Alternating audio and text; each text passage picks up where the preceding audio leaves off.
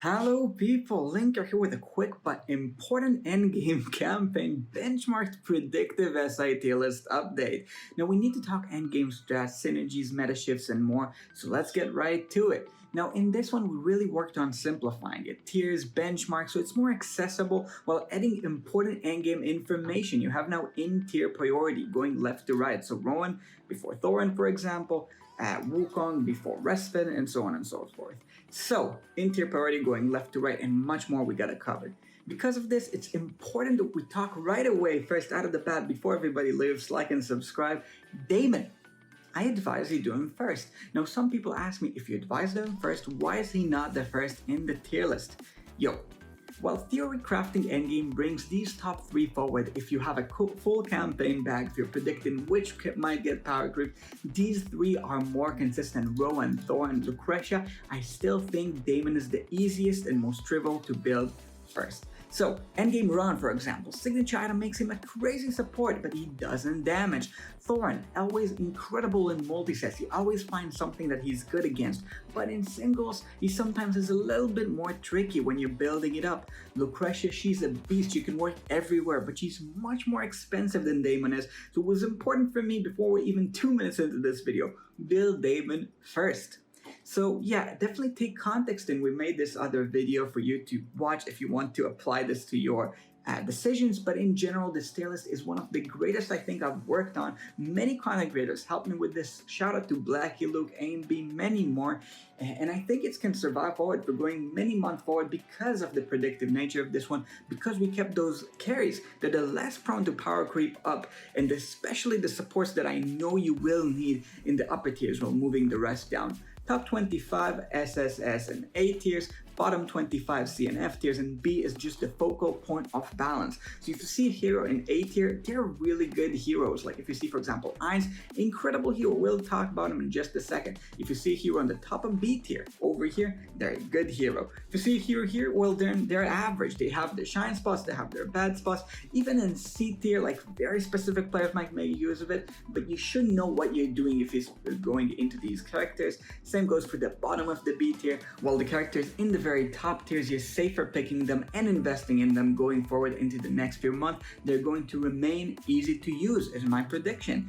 Obviously not just mine, many content creators and endgame data going into this, but moving forward. Ainz and Albedo, I promised you I'll talk about them. Why are they not S tier?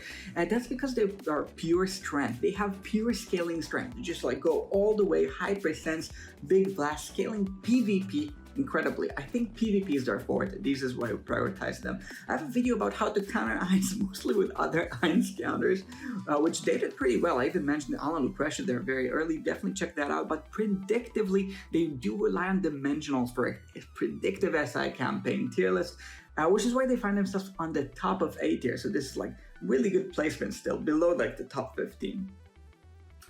Speaking of Ainz, Albedos, their supports, let's talk about Mortis. Yo, useful hero, weird signature item, right? Doesn't synergize well with his campaign use, so not as crucial to grab the signature item on this hero. Partially why Alma is so far down. The furniture is what enables her. While you will need a signature item, if you don't have it, it's not a catastrophe like someone like Raku or something like that. You really need a sig. So yeah, stuff like Alna or Mortis are lower because the signature item is not the reason those heroes are used. Mortis, for example, very used for the ult, so not as crucial.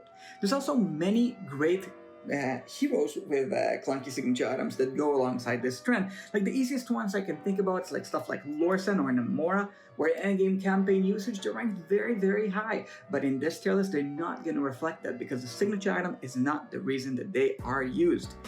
Now before we move forward, quick talk, I appreciate you staying all the way through. If you like this and you're staying, like and subscribe for more. Moving forward, some heroes need their SI more than others. So Rain, for example, 10 signature item, very cheap, very strong, the boost out of it. Isolde, it's just so vulnerable to power creep, but then the signature item is so strong, it's pushed all the way up over here. This is meaningful in a predictive tier list, because this is me saying, I know there might come heroes that do more damage than Isolde does, but in that case, I still tell you, yo, check out Isolde. Signature item is so strong, you should probably still get it, even in a predictive tier list. One last trend I want to highlight here is factions. Look at light bears. Just look at FC and B tiers. Light bears are everywhere. There's Lucius, Gwyneth, Thane, Fox, everything all the way. Peggy, Oscar. Many of these are just in the lower tiers. This is because light bears really need treatment. We hoped Walker would be that. Some content creators told you Walker's gonna be good, then changed it. Anyways, Walker, for me, is just a bad hero. Was really easy to see, really easy to predict. Those of you who are subscribed know this from the community tab. We knew that Walker is not going to be as good, even released a short on that. And as for the other relatively new hero, Leofric, he does find a high placement because he has high endgame usage by some whales already. Definitely somebody you keep your eyes open for. And lastly, just a quick mention I want to pick at this. There's many I want to talk about, but just this one, Odin. Odin, very strong hero, but so strong that he can be used without a signature item. So not as crucial as many of these, but you won't be sorry if you do invest in him. So in this setting of a predictive tier list that does rely on a full endgame campaign bag and compares what would you rather miss, Odin is slightly low because you could do fine without him, but definitely a great investment. So if you're a new player wondering what you should invest in, SS, A tiers, S tiers, all of these are very safe. Top of B tier, probably still fine. Middle of B tier, like check up your priorities. C tier is really tricky. These are stuff that might get outclassed soon, might get a little bit off the wayside. And F tier, I would definitely advise you avoid investing in those.